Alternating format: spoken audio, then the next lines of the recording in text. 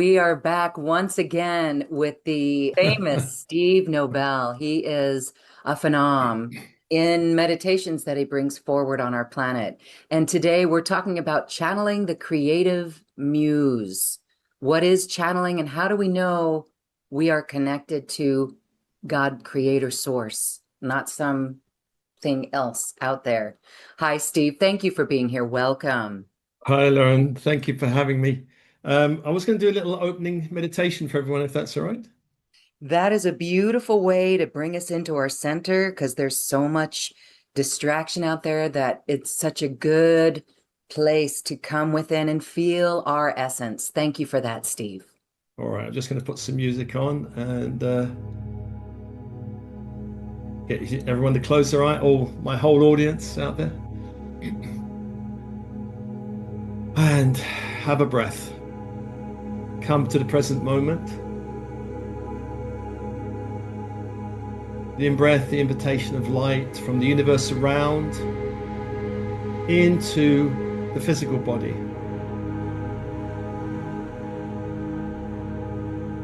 And the out-breath is the release of anything you're holding, anything that can be released back to the universe. Any emotional, mental, psychic energy weighing you down, let it go on the out-breath.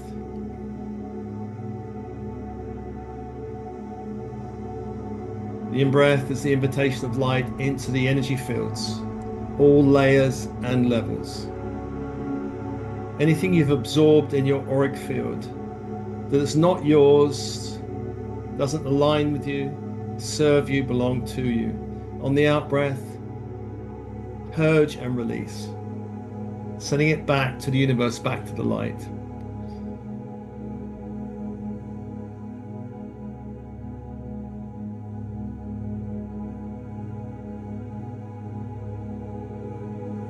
You take a moment to focus on the crystalline core of the earth. The core of the earth is crystalline and full of light. Calling that light up into your energy fields, up through the feet, a rising tide of crystalline light up through the legs to the pelvic area, up the torso to the heart. Anchoring into the heart, connecting your heart to the crystalline core of the earth.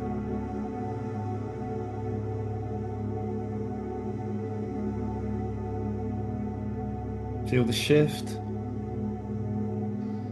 Let's focus on the crystalline core of our sun. Imagine you could breathe light down from that core, down to top of head, down to the heart.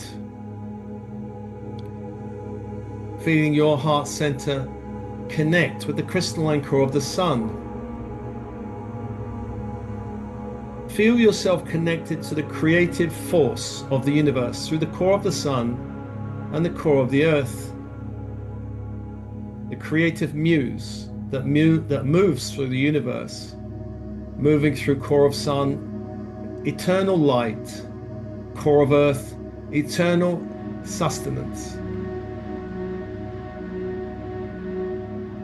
Calling upon your higher self to be with you, all guides supporting your creative journey. Calling upon angels of inspiration, angels of clarity, angels of creativity, to hold the space in our time together. Just feel your whole energy field shifting in light as we call all of these helpful forces, the muse, higher self, guides and angels. Just set a little intention for our time together. Whatever it is you want to move, shift, know, open to. Coming back to your breath, back to your body. Wiggling your fingers and toes. opening the inner channel between heaven and earth, the creative channel, but coming back to your body.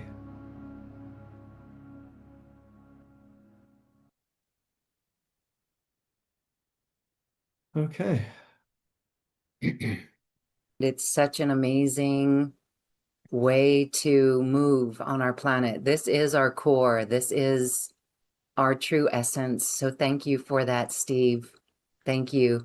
And Pleasure. this is what's necessary when we begin to channel the wisdom within ourselves. Let's first identify or talk about channeling and what that is and the importance of doing it correctly. Can you explain this?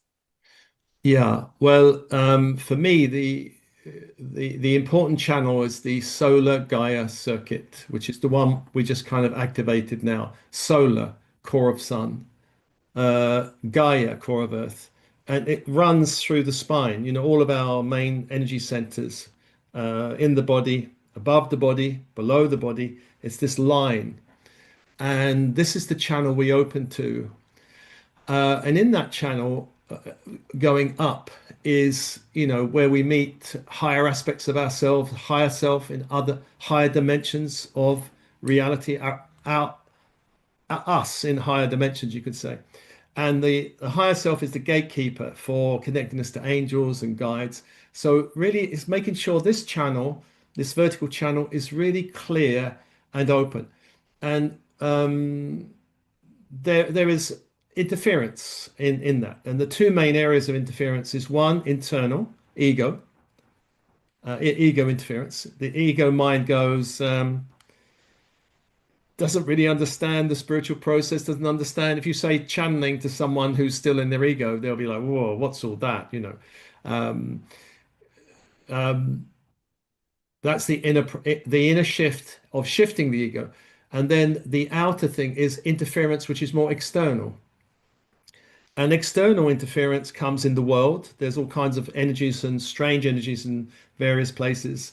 And even the most insensitive person must know that if you go into a very busy bar or a nightclub, the energy or the feel of it is different than a monastery or a peaceful. It's a different feel. Most people can feel there's a difference. So there are energies in the world which may disturb our creative process, disturb that. We don't want to be channeling in the middle of a cinema, or there's some places we tend to close and protect our energy field and enjoy whatever's going on. But there are places, nature, where you are, your beautiful Costa Rica. There are places, our meditation space, where the inspirational channel opens. So, and it's a safe, and we know we can feel there's a vibration with that channel that we can feel.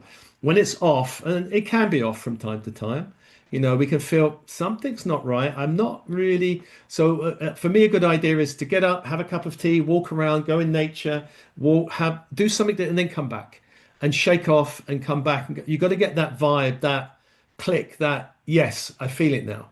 And with practice, it becomes almost instantaneous. Yeah, I'm there. And with channeling, especially in the creative process, we can have a space that holds the vibe. So I mean, this office where I'm in now is where I do all my work, and I just sit in the chair and boom, I'm open. You know, thoughts come and stream through. And even my bedroom next door is another space where I wake up in the morning and there's all this ideas and downloads, and I'm like, because the space is protected. I call light in the walls and ceiling and floor, and call archangels to hold, all of the stuff people listen to my meditations will do. So protect the space to keep lower things out.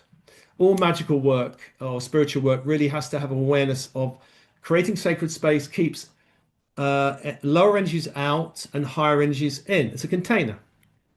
So you have to be a safe container. If your container is like a saucepan, if there's cracks and holes in it, it's not a safe container.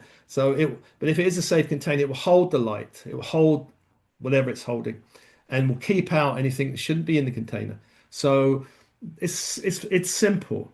And people get frightened about channeling. It's mainly about, oh, what am I opening myself up to? What am I letting in? But as long as we keep the practice of connect to higher self, call in angels, have a prayer, have a space which you use regularly, then it becomes a safer process. Thank you for that. That is really helpful because that is a concern that the information um, could not be pure. But as you mentioned, this going within in that pillar from our central column and going from within, that is it. Thank you for clarifying that. Yeah. And so creating sacred space. I know you're going to talk about the channeling the creative muse and what that muse is. But as we create sacred space, can you elaborate on this? It's intention, right? And it's invocation. Can you share more? Well, I trained in kind of magical practices for probably nearly 20 years. And magical practices stretch back into time. Shamanism, 40,000 years old. And there's more magical practices which are maybe a few thousand years old. But all of them are the same. They're all the same. You create a horizontal protection of four quarters. And usually they begin in the east, the rising sun, and air. In the northern hemisphere, to me, the east is the direction of air, the mind. The south is the direction of fire and will. The west is a direction of water and emotion. The north is a direction of physical body, but also illumination. There's these four, and I call archangels, but people can call in whatever they want to call in. People have their own ideas on that. And then there's a vertical plane. And I have, for me, there's these two archangels, Metatron and Sandalphon.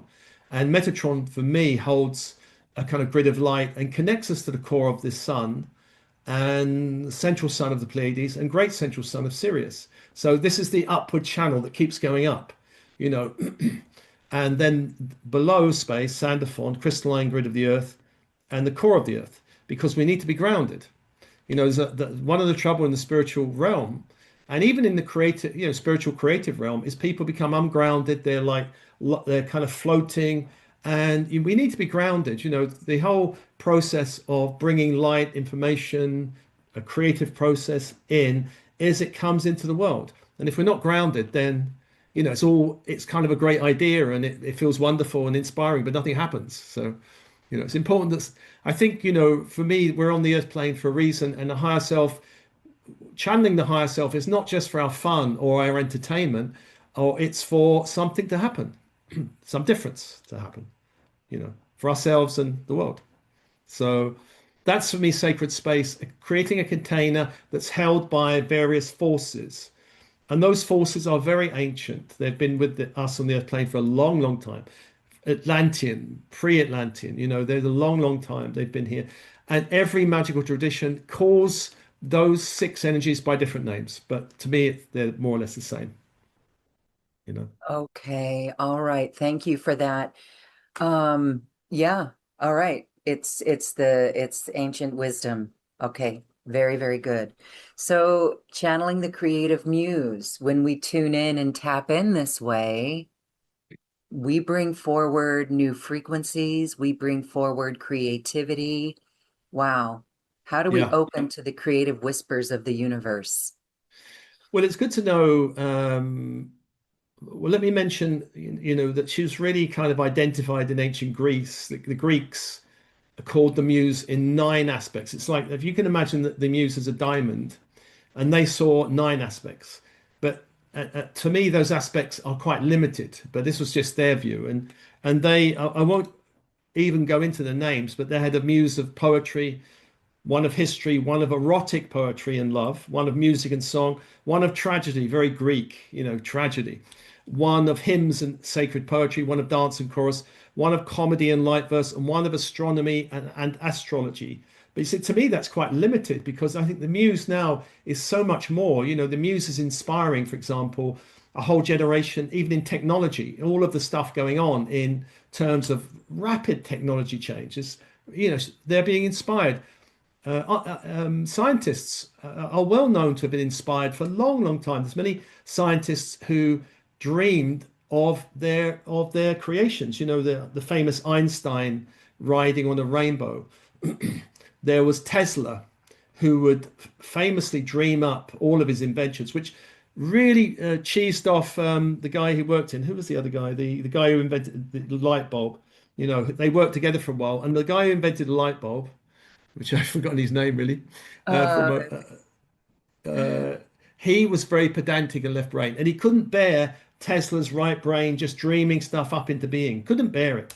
You know, he didn't like it. So they really quarreled and they fell out, and Tesla stepped away.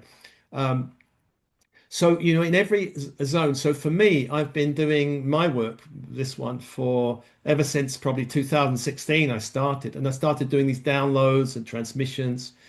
And I thought there's going to come a point where it's just going to run out. You know, I'm just going to have no more, you know, how much more is there really?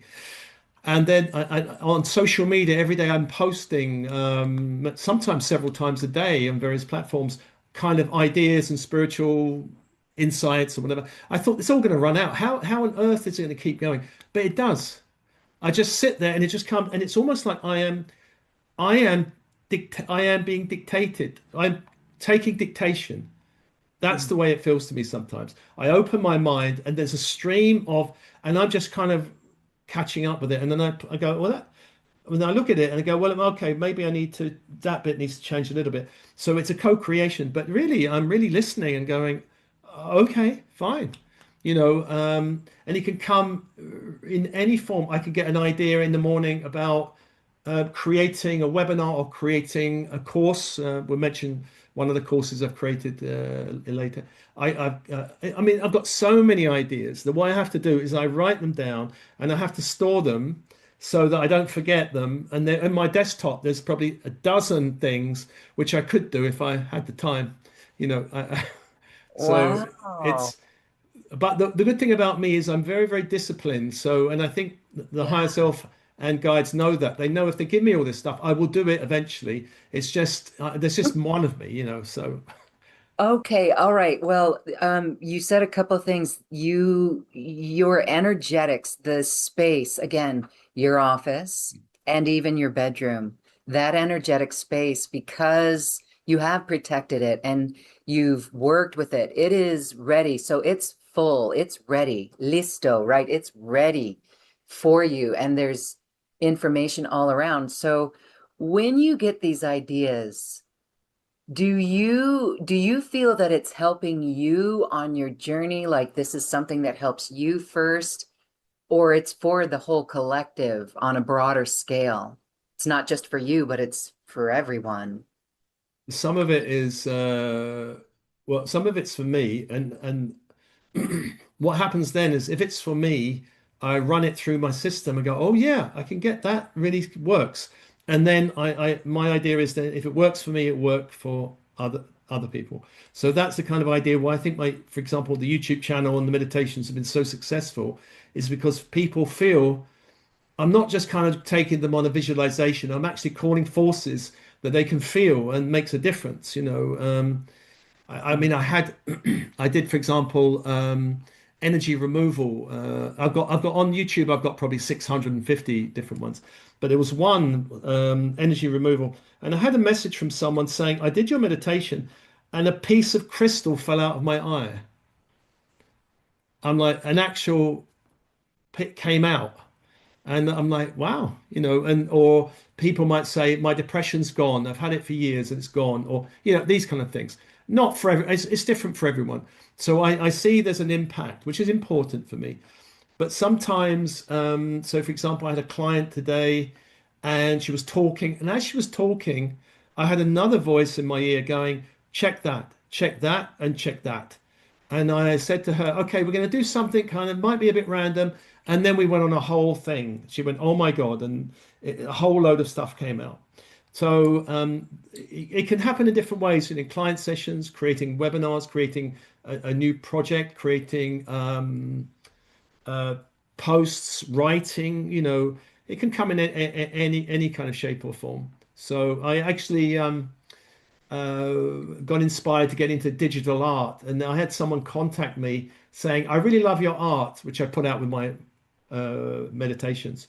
And she said, I want you to illustrate my book. So I said, "Oh, okay, I've never done that before." And I illustrated recently, illustrated a book, and she paid me, which was very nice. I wasn't expecting to be paid, but why not be paid for your creative work? Why not? Why not? That's the way it works on our planet, actually. Yeah, I know there's energy exchanges, but that's a beautiful exchange. Well, congratulations. So you are tuned in, and I want to say that word tuned in. So we're not leaving our body, reaching outward, going in search of, it's all within us. I want to iterate that one more time because that really is the connection from within. So really good on all that you do. And you're such a great role model for the rest of us because there's a protocol there. So can you lead us on a experience of how we would build this or yeah. open this channel to the creative muse? Well, I think one of I think the Course in Miracles said something like, "It's not our job." Something around it's not our job to open to love. It's our job to remove all obstacles in the way of love. Something like that. So it's almost like once we remove all the obstacles in the way of the creative muse, the work gets easier. So I want to mention several things which, if we pull them away or become aware of them, then the whole channel becomes easier because we may have a lot of obstacles that the muse has to get through that we're not aware of. So I want to just say, is that all right? Just speak on some of these things. Please. So, first of all, I need to say the muse is not something, or genius. Let's use the word genius, creative genius is not something we own. The ancient Greeks who really talked about the muse originally said that creative genius is something that we invite and channel, and it's also something that may stay with us for a while or leave us when she's ready to go. And there are spiritual teachers that people say they were enlightened, oh, then they lost it. The enlightenment, as if suddenly it left, but it was actually this energy of the light, the muse decided, you know what, I'm not you're not a suitable channel anymore. I'm going. I mean, Osho's famous for that. He had this whole period of being enlightened, and then they say he lost it for a while. But he's not the only one. Um, Is that when people we come across this from time to time where people say, I was connected and I haven't felt my guides. Is that similar or is that kind of different? yeah, yeah. I mean, people do go through periods of being very connected and then kind of losing the connection. I lost the connection for 6 years when I went through a dark night of the soul. It was very difficult because I took it so for granted that they were around, that my intuition was on. So when it switched off, I'm like, it made me really appreciate, oh, I took it for granted, but I Uh-huh. really need to appreciate it. When it Yeah. came back, I was really very happy. And you Um, did something with it. That's okay. This is another, I know you're talking, and forgive me for interrupting. no, We must share the information, right? And so when it returned, is that when you began sharing with your meditations? well, after the first voice I heard, which was not my own, when we do practice, we become aware of the ego voices, like and ego voices are always worried and anxious and fearful and that kind of. Doubtful. But this was Okay. a different voice, and the voice said to me, I woke up one morning and I hadn't heard any connection for 6 years, and it said, kind of right. It's time for you to start teaching about star seeds and ascension. That was it. And I'm like, I've been out of it for 6 years, and it's not like hello, how are you? It was like, okay, get on track. And I was thinking, I don't know if I can. I don't know if I know enough about that. So I meditated for 2 weeks, and I decided, okay, whatever. I'll say yes. I'll just do it. And then it was on a fast learning curve, really. I did know more than I thought I knew, but it was still at a fast learning curve. So, yeah, I think in this time, we're not here to sit on a mountaintop channeling, wisdom or anything that is not of benefit to the world. We're not here to sit in a monastery or a cave, and we're here to share it with the world. The world needs it. The world is changing, and the world needs everything that's coming through us. So for me, my work is very much about shifting as many people in the world as possible. I think on YouTube I've got nearly 200,000 people subscribed to following me. That I mean, that's why the guys are going, okay, we're using you because you're willing to get out there. I'm very prolific. They give me a job and I'll just do it. I'm very disciplined actually. It's one of the things they see in me. Okay, he's disciplined. We'll give him this stuff. So yeah, I don't know if that kind of answers, but yeah, it's meant to be in the world for sure. Meant to be in the world. Um, now, and one of the things about a lot of artists, creatives, is that they are highly creative, but nothing happens. All of their art is sitting in some bedroom. Nobody sees it. No, they're very highly productive, but it doesn't do anything. You know, and so I just feel that there's a lot of people like they're like a spinning wheel that's kind of or a spinning cog that's not really engaged in anything. And I think it's important to find our inspiration and then to engage in the world in some meaningful way at the right time, at the right time. So the things we need to be aware of that kind of block the channel is, first of all, ego. And our ego plays two main games,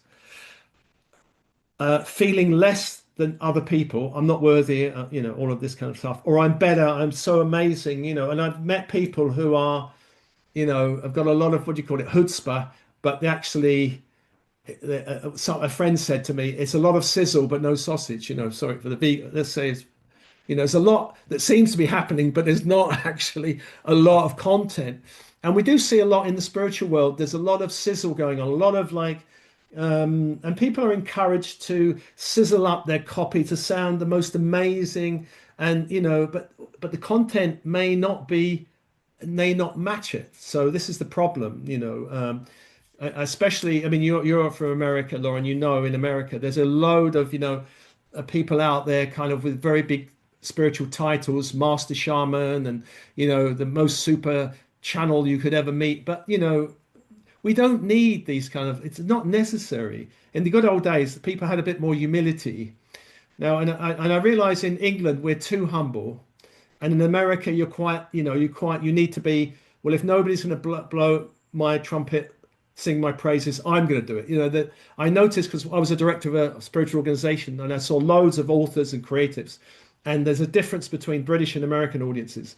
And so I see there's a middle way because in Britain, we're too humble. We're too, oh, I'm really sorry to bother you guys. I'm sorry, I even heard a number of authors going, you don't need to buy my books over there, which is like, for goodness sake, you've written the book for people to buy it and read it, And in America, the ones I've seen are kind of like, gung ho. This is a generalization, but Those are people who are out there, though. There's so many. There's a whole flip side of light workers that are too shy to do that or don't like to do that. yeah, there's the not being But seen. there's and then let's And not even yeah, go into the thumbnails, which we could call clicky baity, right? It yeah. seems like there's some kind of distraction just to go for that instead of the substance. Yeah, there's a pressure on people, the clickbait and all of that. But I think really what I feel and what I believe is if what you're providing, creating is genuine, inspired,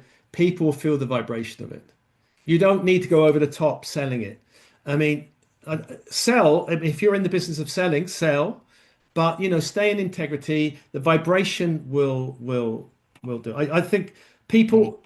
I feel people will back away from an oversell, But at the same time, if we are selling our channeling, our books, our paintings, we need to actually be willing to be visible, willing to stand up and, and sell it. I'll get into two of the things which blocks that, but every creative meets the inner critic. The inner critic. You're not good enough. You're not smart enough. You're not enough. Who do you think? Who do you think you are? All of these blah blah blah blah that goes on. Everyone. It's very. It's almost like virulent in England and in America. In anywhere where there's we're kind of got these education systems that's drumming into us, comparing, contrasting, compare all of this stuff. We come out, I think we need to go through an unlearning process, especially with creativity. I've seen people go through art degrees, art masters, and they've come out like left brain. I'm like, that's not what it's supposed to be. You're not supposed to be just defending academically. You're supposed to create. And a lot of these degrees are not teaching people to create, they teach people to academically defend their work, which I think is not the point anyway. So there's the inner critic, not slim enough, not fat, too slim enough, too young, too old, you know. The ego has a strong fear of visibility. It's very common. And fear is the fuel for every form of resistance. Now, there's an author, Natalie Gold. If any of you guys are writers, Natalie Goldberg, author of Writing Down the Bones, great book actually. She says, if you do not fear the voices inside of you, if you do not fear those voices inside of you, you will not fear the critics outside of you. So this is the process I was talking about earlier, the ego voices and the outer voices. So if your ego is going yammy yammer, any criticism of your work is going to be, it will send the critic crazy, you know. So once you neutralize the critic, and you can neutralize the critic, I can't talk too much about how because that's a whole hour really, but it is possible and necessary to neutralize, not destroy the critic. We kind of neutralize it and more, we kind of befriend it and upgrade it, but that's a whole nother story. It is possible. I know it's possible. I've led people through that. Self-worth and self-confidence is a big one. Now, if you want to channel the creative muse and you got, I'm not worthy, you know, I don't know, what am I doing? You know, are people interested? Look, there is no such, you know, the idea of confidence and worth are, that in language, they're treated as nouns, you know, they're things. They're not things. We can't inject anyone with confidence. I can't get a fuel tank and inject you with confidence. Not possible. Because confidence and courage and all of these things are verbs. They're things we do in each and every moment. We can think courageously. We can act courageously. We can, plan courageously. It's not a thing. It's how we're being in each and every moment. And you can be afraid, but still do couraging things and step out of the comfort zone. We have to be out of the comfort zone. You know, the Susan Jeffers book, Feel the Fear and Do It Anyway. We all have familiarity comfort zones. The creative process wants you to step out of it. And anytime you're doing really amazing work, you probably will feel uncomfortable. It's not like you feel always comfortable and great. Sometimes my most amazing step ups is when I'm the most uncomfortable. So we have to get used to being uncomfortable, basically, especially in the creative process, because, like, for example, I've met channels who are very uncomfortable about what's coming through them. But even though that information is really good and high quality, their ego is like, whoa, we're meant to be uncomfortable, but it's meant to help us step out and up of that zone. And the ego, the inner critic is always there at the edge of our familiarity zone. Trying to please is another big block, probably for a lot of people, ego block. If you're a creative, you go, well, I remember when I was writing my first book, for example, it was like, well, the publisher had their demands, and then I'm thinking about the audience have their thoughts, and then my partner had their thoughts, and I'm like, well, how can I please all of these people? It's impossible. We have to writing authentically is not about pleasing anyone. It's about, is this meaningful, effective, true? And it might piss some people off, actually, but that's fine. I'm sure I've cheesed off quite a few Christian evangelists on my YouTube channel. They're like, Jesus will save you. I've had one person hound me, wanting me to come to some online sermon. She could convince that Jesus was going to save me.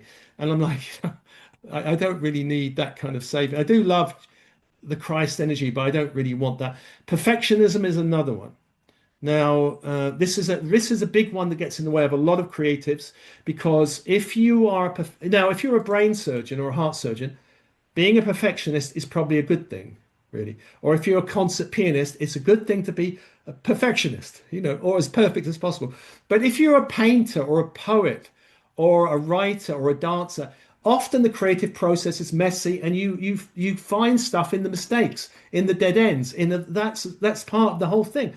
My office is quite messy, actually, full of statues and pyramids and all kinds of things. But that's part of it. That's just part of it, really. So that is perfectionism. Forget about whatever you channel, you have to treat it as a rough diamond, whatever creativity it is. And every rough diamond needs love and polishing. So, and too many people channel or create something and go, oh, it's not. Well, is it any good? But a rough diamond, if you dig out a diamond in the rough, in Africa or something, it doesn't look that great. And that's true with everything. So please, and the inner critic will get it and go, it's rubbish, isn't it? And you'll ditch your diamond. Don't let the critic force you to ditch your diamonds. Another really big one. This one is really important for anyone who is selling their creative stuff. Because let me say, I'll give you an example. Here's my lapis ink. Let's say I've just created this, and whatever it is, a book or a painting or whatever. And what a lot of people do is with their creations is they love it so much, they pour so much love into it. It's like mother and child. Oh my God, I love this creation so much, and I want to sell it. But do I want to sell it? Maybe.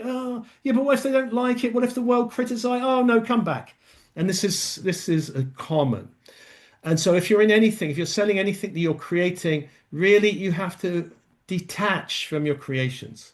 Now, again, I'd spend an hour talking about that, but you have to learn to go, "Mwah, mwah, mwah, mwah." I let you go into the world, inspire, touch people, and I love you and I release you. If you can't do that, then you won't be able to sell anything, really. If selling is the game you're in. And a lot of people are these days in selling. Another big one is having nothing original to say or create. This is a really big one for some people because there is no original thought anymore.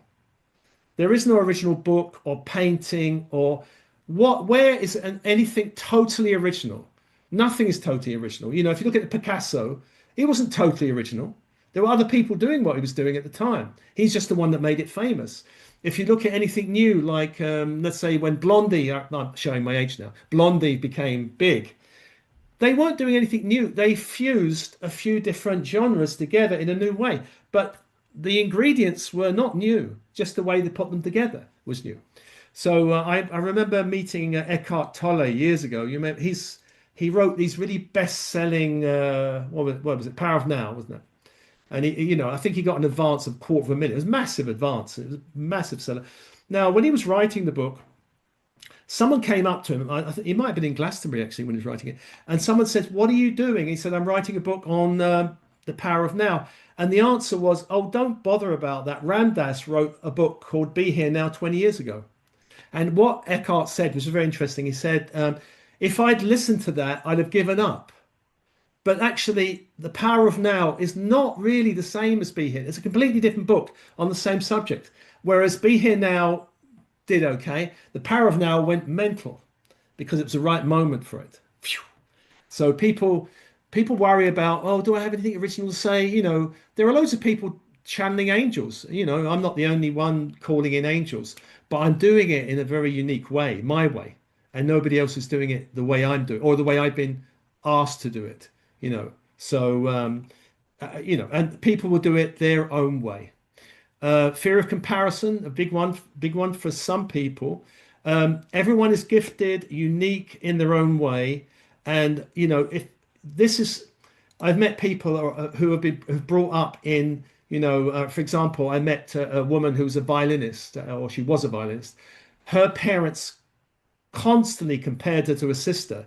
The sister went on to be a professional violinist and she ditched it. She goes, I'm not going to do it. I can't bear it anymore. And a lot of people ditch a gift because they've been unfairly compared to somebody else. Now, fear of rejection is another one. And again, I could go into a lot of that one. If you are an actor or an author, you've got to learn to have a relationship with rejection and not take it personally, because for example, every actress or actor goes into, even very, well-known ones, goes into these, what do you call it, where they have these little tests. I forget the name. Auditions. And there's no guarantee they're going to get it. And I chatted to one actress years ago, and she said to me, she used to go in there and look at everyone as competition. Oh my God, there's competition. But then she changed her attitude, and she imagined putting rainbow light over everyone and blessing them all. And she got a massive part in Hollywood film 6, 7 weeks afterwards. And she went to, she was English, British. She went to LA. She starred in a film opposite Hugh Grant. And so, and that was just changing her mindset around, like competition, you could say, and rejection. The last one I want to mention, which is a big one, is karmic patterns. A lot of people have been hurt in other lifetimes Yeah. for shining their light too brightly. So they have this program of playing safe. And there's also old programs in the human collective around creatives die poor, like Van Gogh or I mean, the genius Mozart died in poverty. So people still have this kind of fear. So these days of where a lot of jobs are being kind of mechanized or shipped out, the creativity is one area that you can't ship out. You cannot. There's no AI that can take over my work. No AI. Actually, my son said to me, he said, Dad, go on ChatGPT and ask ChatGPT. I never use ChatGPT, but he said, go on it and ask it to write a book summary on a subject in your style. And I did that, and it wrote a whole chapters. And I said, oh, yeah, that could be a book I wrote, but it won't be the book I would write, but it could be. It went off and mimicked. It went and read all my books and then said, this is what he could do. But no AI program will ever really completely overtake human creativity. I don't believe it will. It will just help it, and so it could be an aid, but it will never take it over. Thank you for saying that because there's many that are concerned about that. Some don't even want to touch it with a 10-foot pole because they want that connection so strongly. Yeah, It still takes a human, let's say that. It's good to assist us in organizing or building our confidence to step up and say, oh, okay, here, I have an outline for something. It still takes a human. It still takes that connection to bring it forward. So thank yeah, you. Thank you for sharing that. Wow. yeah, yeah. So and you can tell when I'm uploading something to YouTube, it gives his AI suggestions of your title, his AI suggest. I look at it, it's basically sizzling it up. And I just would never do that. I don't want to And sizzle you it can up. see the clickbait, let's call it clickbait. You go to click on it and you're watching something and it doesn't even relate. The title doesn't relate to the thumbnail. What we're watching doesn't even address the title or the Yeah, thumbnail. So, I know. and so and so you can spot it. I think humans can spot that a mile away. Yeah, And I the think thing is, so. if people use it, they might get the clickbait initially, but it will eventually cheese people off, and they won't trust you anymore. So you lose Right. trust. Yeah, Authenticity. Yeah, yeah. yeah. Okay. It's a All big one right. because people are looking, especially in the spiritual zone, they're looking for that authentic connection. They're looking for, a lot of people don't have the connection and are looking to people they see or sense does have the connection. And they're asking, please show me the way. And, hopefully, I mean, the thing is in the spiritual world, there are a lot of kind of enlightened, connected people. Not all of them know how to show others how to get there. I've met quite a few authors who've clearly have got some enlightenment, but when it comes to their workshop listening, I'm like, I really sure. I mean, I went to one which was on a well-known author, and it was about being in the present moment and connected.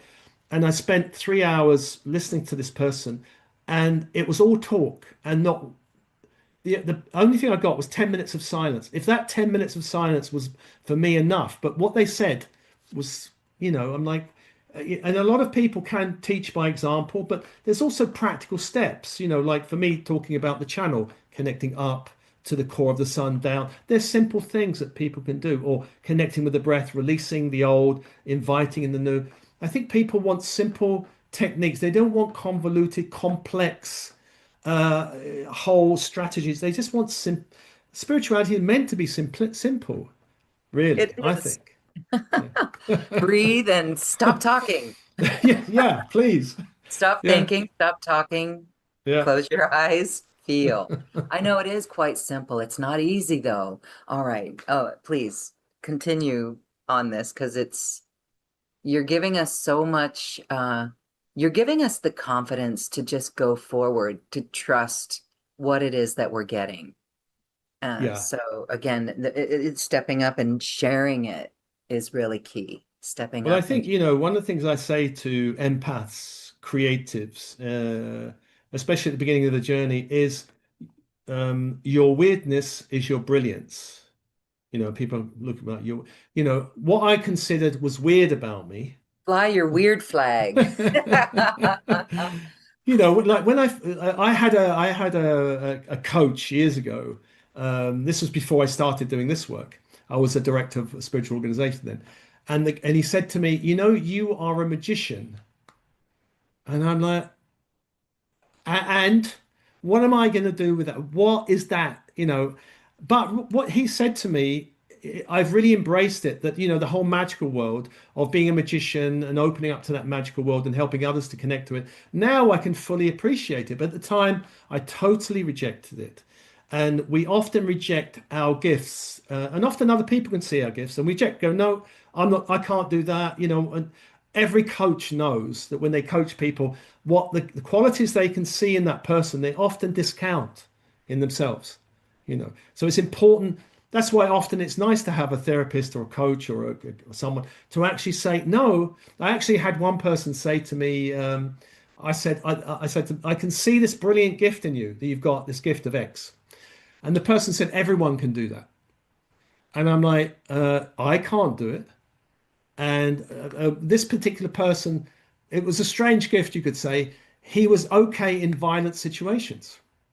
He could do he worked Uh-huh. in security in nightclubs.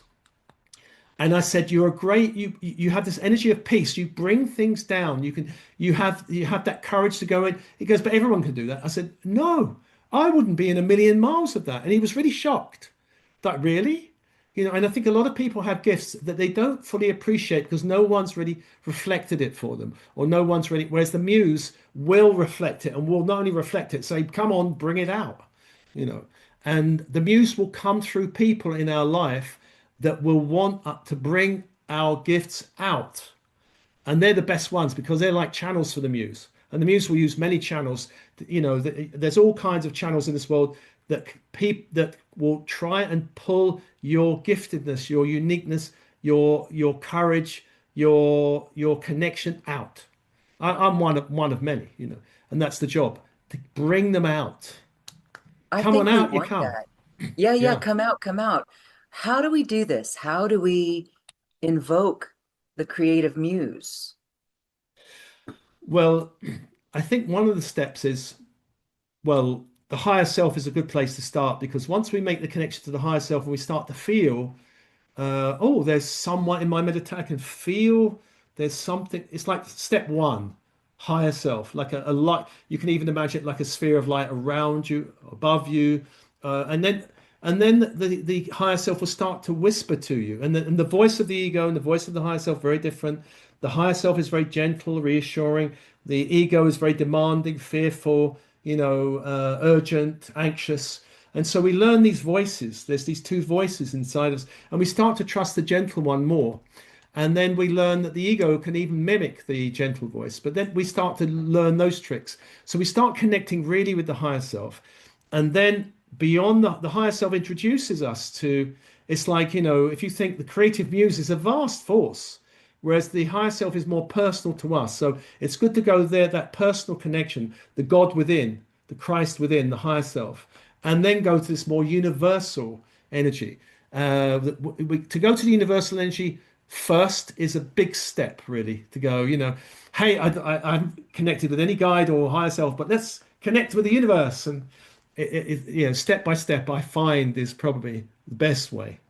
So go into silence, go into a safe space, find your sanctuary, um, find a practice that holds you, and connect. And then you start, and then it becomes, for me, for example, when I start, it's instant.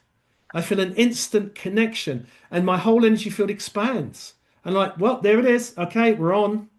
And but you know, it took a long time, but then to build up that level, I'm sitting there for hours meditating, and I did a 5 hour meditation one, and all of this. Now it's just like instant, but it took me 30 years. So you can't rush it. And but there are some young people now that they're almost like come out the womb awake. It's amazing. Oh yeah, especially if they were born after the year 2000, like Yeah. totally they don't even have the history, the same history that we have. Beautiful. I just want to Well, say that I've got a granddaughter. She's 7, and she's the most creative, artistic, always writing in her journals. And she said, "Granddad, I want you to, can I create a video with you on YouTube?" She's 7. I'm going to write a poem. I want you to make a video of me. And I'm like, wow, great. Yeah. I said, I will. Yeah. you have just reaffirmed and confirmed, reaffirmed, reconfirmed that the connection to the higher self is the ultimate. It is the first and foremost important connection. Again, Yeah. talking simplicity. And so I see that world where everyone, no matter how we deal with it, how we express it, when everyone is connected in that way, if we're all connected to our higher self, there is no war. Actually, there's no fear. And that will eventually break us free of this fear cycle of everything, Yeah. right? Do you get Yeah. that? Do you get Yeah. that importance of the Every higher self? Yeah, every war is a symptom of disconnection, really. And as you say, run by the ego and run by, I mean, when we look at, well, I think British and American politics are different, but certainly when I look at American politics, I'm like, oh my God, it's rampant. I mean, there are some great people, I'm sure, in politics, and the people I do respect. But at the top in America at the moment, I look at it and go, that's not the higher self speaking. I don't get the higher self really speaking. And if we have, like in England, for example, the Parliament, and all politics is combative, which is very ego. We got this side and that side, and it's supposed to produce something better. In the 3D world, that's the strategy. In the 5D world, which is more, it's going to be more about cooperation. People will have different views, but they're not going to be attacking, constantly smashing down the opposition. Because, we where does it get us? I know you guys in America, you've had war now for quite on and off for quite a while. And that doesn't get us anywhere. And I think, and yeah, this current situation is just so sad, really. But it was always going to happen. But if we have people who are leaders becoming more and more connected, then and this will happen because at the moment the leaders are just reflections of the human collective. But as the human collective shifts, the leadership will shift. And that's the planet we're heading for. But it's going to take a few decades, really, I think. Yeah, all right. Well, this, there's a lot of rabbit holes to go down and to look at the leadership, but we don't need to do that. I do know, I actually get comments from people with what's going on in the world right now, and they're like, oh my God, I just want to know how to deal with this. And what we're talking about makes me want to cry because that is how we deal with it, right? Yeah, We do not go into fear. And actually, I experienced something where I was looking around and then I almost made a decision based on fear. And I had to stop myself. As soon as I sent off an email, I was like, oh, I just did that out of fear. And then I'm like, no, I will not. And we have to shift. And yeah, so maybe you want to talk a little bit as we wrap this up. I know we're going to talk about how people can channel their book, their big thing, and work with the creative muse. But what can we do if many people are feeling like that? We have to shift in the moment. And you've yeah. given us great things, but shifting in the moment, awareness, awareness, awareness is the doorway. Love is the Well, doorway. well, I think any major choice point or any major thing like sending an email, important email, or having a chat with someone's important. The important things, it's really worth stopping, pausing, breathing, reflecting. And sometimes without shooting from the hip, but sometimes, I might write something and I look at it and I read it and go, that is going to be quite heavy to receive that, what would I like to receive, and which still gets the point over. So it's really about thinking about not just shooting from the hip, which is that fear thing, but thinking about what is the best outcome for me and this person or me in this situation. So, for example, I just had a recent 3 days ago, I had a massive challenge come up, which did cause a lot of anxiety, actually. I had something I've been building for 2.5 years. Just some big techie platform decided we're just going to pull the rug on that. I'm like, oh, okay. So I went into meditation, and it took me a while just to kind of process my. And then I got, you know what? There's a bigger step for you. And I think every challenge, especially the big challenges, offers us a bigger step. We can go into fear and ego and fighting and all the rest of it. Or we can go, what's the step? And so I realized actually the step for me was to build something cleaner and newer and better.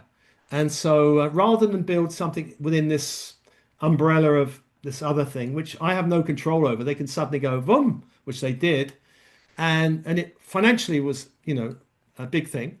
So I'm just building my own thing, and I'm feeling so much relief actually. I'm feeling so much when I go in, I just feel, and I've got confirmation around me from the universe as well, and from one or two friends. They go, it's going to be a ditching of a. I have felt when I went out today, I looked at the sky and I saw the blue sky, and I don't think I've really noticed it properly in a little while. I've been so wrapped up in doing, and I was able to purge this energy, even though there's challenges going on, and go, it's all right. I can really appreciate the blue sky. It was like I hadn't seen it for months, really. It was quite something.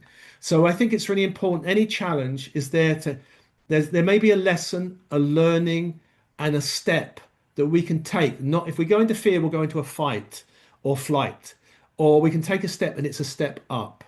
And in my own life, every time I've really stepped up, it's always been through a big challenge, actually. Every time. Okay. All right. So I'm just looking back. February of this year was a challenge for me. And look we're only in March. Yeah, But yeah, I know. And I almost gave up. I almost yeah, gave up. My YouTube channel was, psh, but then something inside me is like, my heart was like, no, girlfriend, you've got this. Just start again. It's no big deal. Then I got the yeah, channel back and all that stuff, but it was like, whew. So anyway, thank you, because that is the polish of our diamond, the yeah. challenge, right? It is how we show up to polish Oh, that you will diamond. be challenged. If you're on the spiritual journey and the creative journey, every time the universe says step up, it's not going to be with a hug. It's going to be with like a, whoa, I'm being A asked to kick in do the what? butt, a Yeah. kick in the pants. Just Yeah. wow. Yeah. Okay.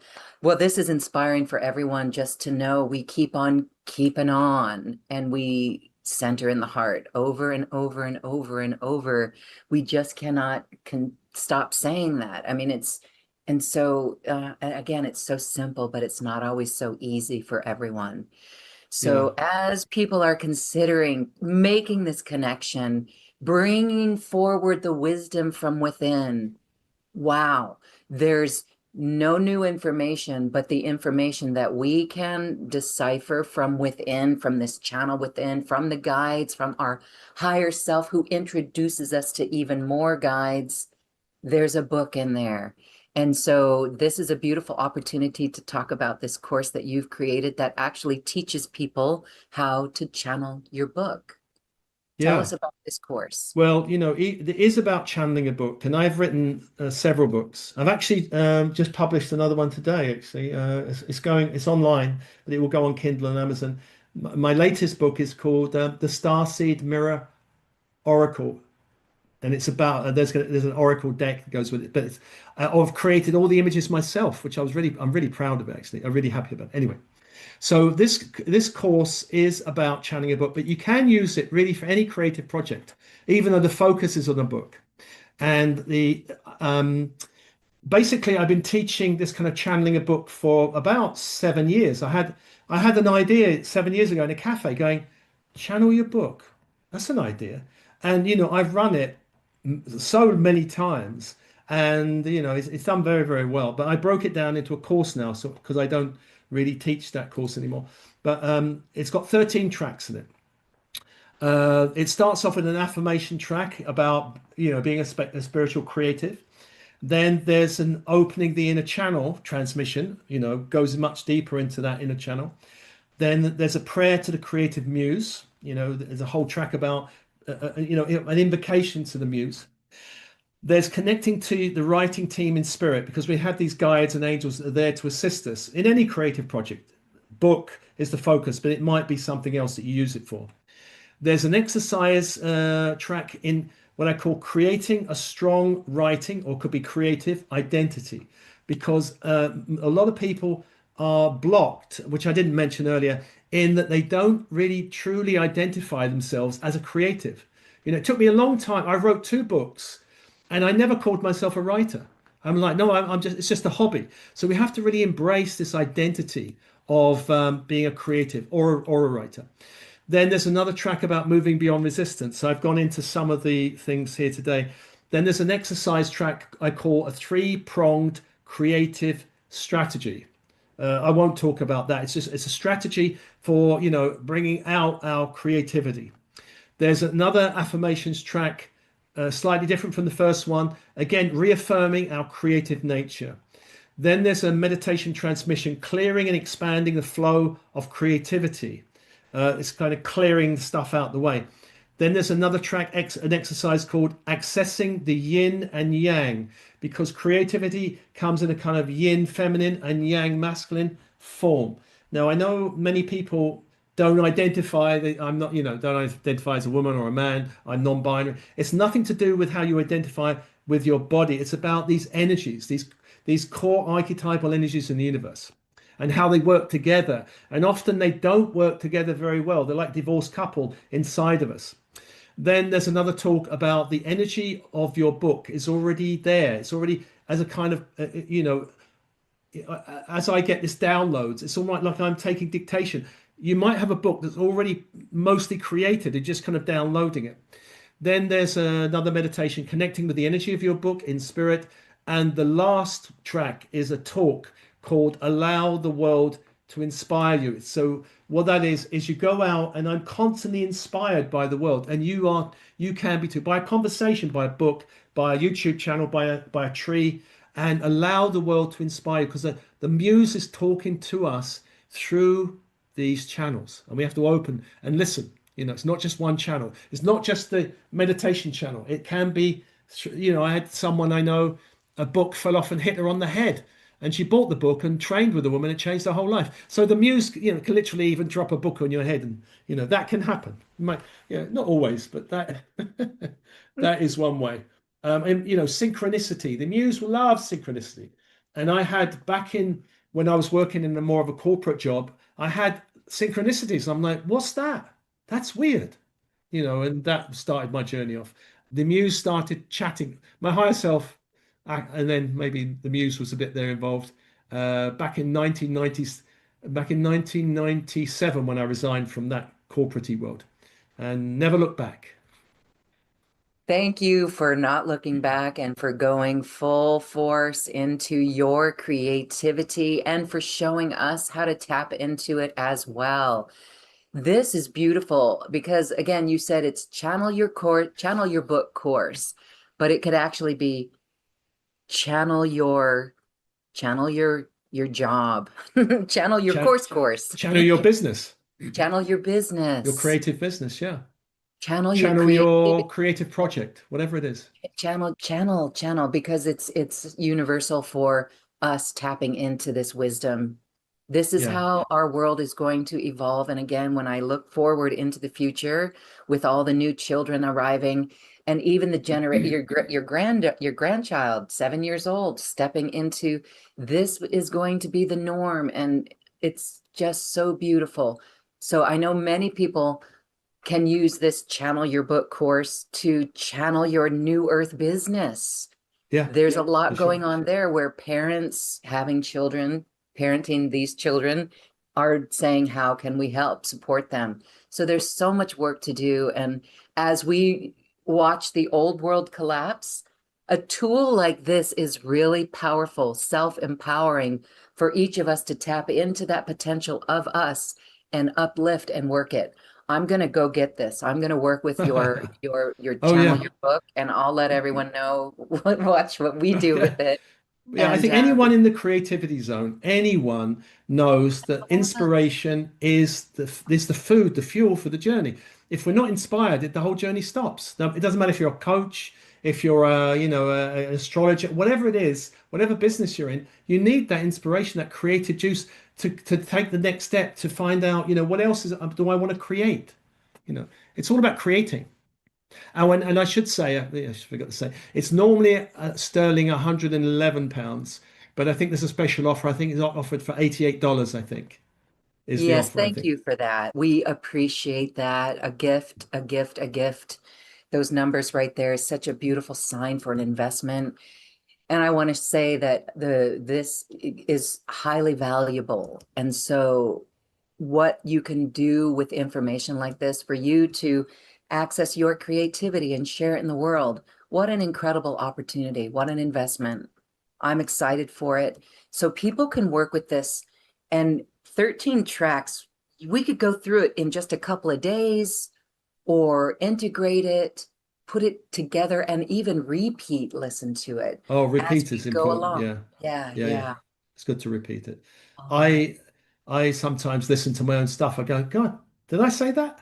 You know, I inspire myself sometimes. You inspire yourself because that's how you know it's higher wisdom.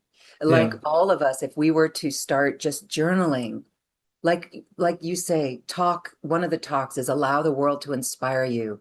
If we do that and just start journaling, like take a look at that tree, move into the tree, talk to the tree, write it down, maybe ask a question to the tree, put your name, me, but then say the tree says this, then you go back and you read that, you will know that is right. Yeah. It's not the same tone. And that in itself should be an inspiration to all of us to Yeah. continue the process and to do it. Well, Wow. for sure. Our mind can only take us so far. We need a higher source of inspiration. I mean, if I didn't have that, my work would stop tomorrow. I'd give up, thinking, well, I've said everything, I've done everything, that's it. But that's not Okay. going to be the case. And you've got so many more ideas coming, even though you've done Oh, over I just 600 launched a book. There's videos. another one just come through. I'm like, oh goodness. I'm gonna take a week off before I start. I'm gonna just breathe before I start that one. Okay. When you're Normally, we should writing, have a gap between creative projects. Normally, it's a good idea to have a reasonable gap rather than going from one really, straight to another. Yeah, you need to rest. Otherwise, you can't go one bang, bang, bang, bang. You need to have a gap in between, I would say, just to recover, just to come back to yourself. Because it's quite a strong thing to create something, give birth to something. So, when you're writing a book, for example, do you sit down in one place and just go? Do you write an outline? Do you know a general theme? What's that process like for you? well, I learned the hard way. There's two ways that authors write, and I started the first way, which I'm gonna get an idea, and I'm just gonna kind of write a load of content on it, and somehow it will form a structure, and I know people who do that. That's a hard way to write because it's much better. I learned the hard way because I think I probably wrote two books and edited it out down to one. It's much better to sit down and meditate on the core idea, make sure Mm, the core idea is very strong. Do I really want to write this book or commit to this? Because I had an experience many years ago of writing a book, took 6 months, and I got 6 months in and I realized I don't want to write this book. mm, I should have taken more time before I committed my time and energy. So take the time to sit and go, is this really important? Is this meaningful? If it's meaningful for me, it's probably going to be meaningful for a lot of other people. And get really clear on the core idea. Once you've got clear on the core idea, then you can get clear on all the elements of the core idea. So what for me now, I don't write just a load of content. I go, what is the important ideas that must go in this book? Like let's say it's a book on psychic protection. So I might say, well, talking about energy and the energy fields is probably a good place to start. And then talking about what could interfere with our energy. There is elements rather than just kind of writing and hoping a book will form. It's better to kind mm. of write kind of potential chapters. And I think one of the exercises I give in this course actually is something I call the mandala uh, or the stick it notes. So basically, you get those sticky, those little note things, Post-it uh, notes. Yeah, sticky post-it notes. notes. And what you do is like, see that wall behind me. You get an idea and go, you know what? I'm going to write a book on healing. So I put that and a particular kind of healing. So up it goes on the wall. And then I go, well, what's the core idea? So every single possible chapter is a different note. Ah, And so it's really good for visual people. And so yes. I look at it and go, and then as a meditation, it's like a mandala. And then all the chapters start maybe connecting. Actually, that chapter connects with that one. Maybe that one follows that one.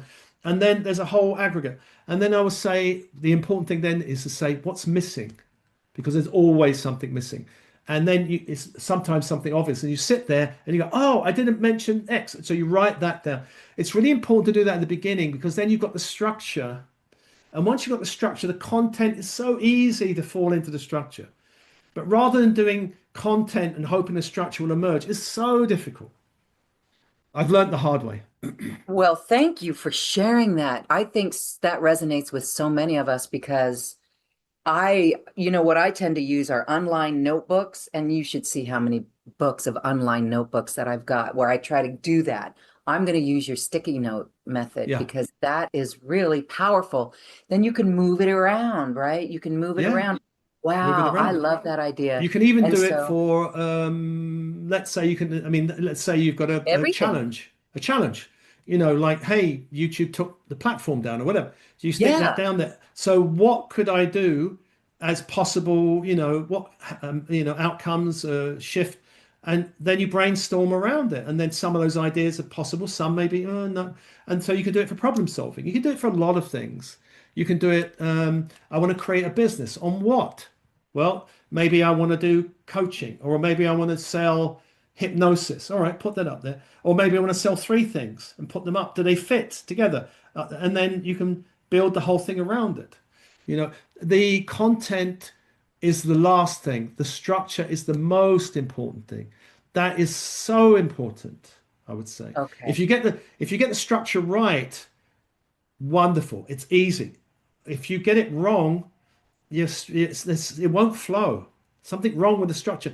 It's a bit like building a road. Well, if the structure is wrong, then you can fill in the tar and everything. It won't work because the structure, the actual outline is not what is not right.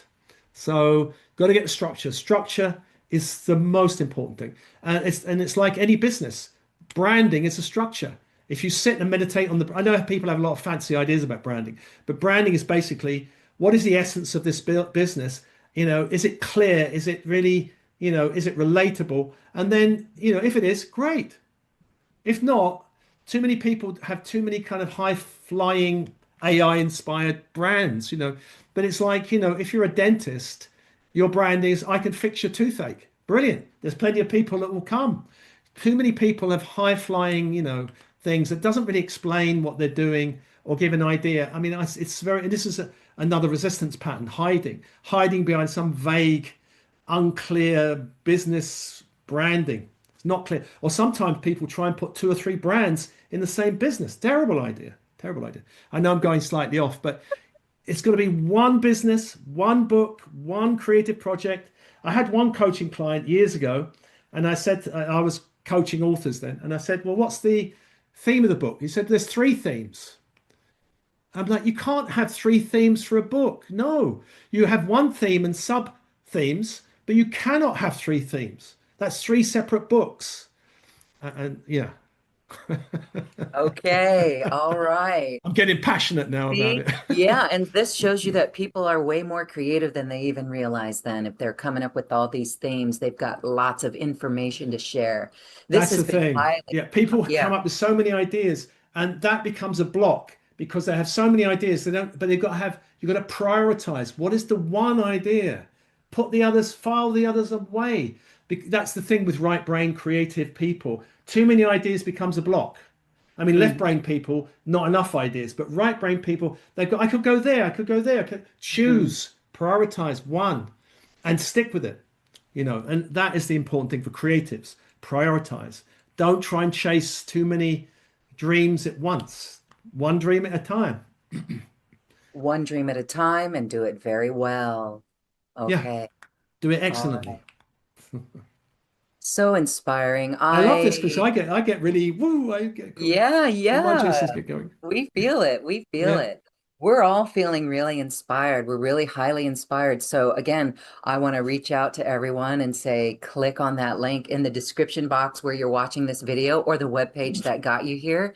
Check it out and go get that. That is a beautiful opportunity for you to tap in to your creativity with metaphysical tools that actually work. It worked for the beautiful Steve Nobel, who has created a wonderful popular business. So this is a beautiful opportunity for all of us to share our wisdom of light. Steve, thank you so much for being here today. I always love your energy and the wisdom that you bring. And again, you just helped so many step up in new ways. You're a really great New Earth leader. Final Oh, thank thoughts? you. Final thoughts. Anyone listening to this is doing so for a reason, and it's not for entertainment. It's because you're being called to do something with it. And there is, I met Julia Cameron many times. She wrote The Artist's Way, and lovely, the book is one of the best-selling creativity books, The Artist's Way. And she has a thing in there called the shadow artist, people who hang out in creative environments because they're too scared to actually step in. They're the art collectors or the ones who go and hang out in all the creative places, but they're not doing it. And their higher self is saying, you're being called to step in. Even if you're afraid, don't know how, you're being called. And so listening to this means there's a calling of some kind. We hear the call.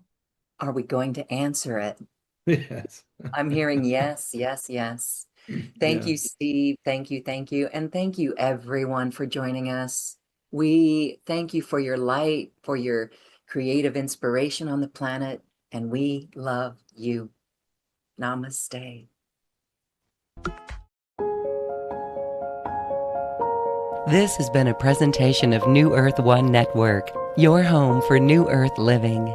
Access information, education, and videos on living from the heart in unity consciousness.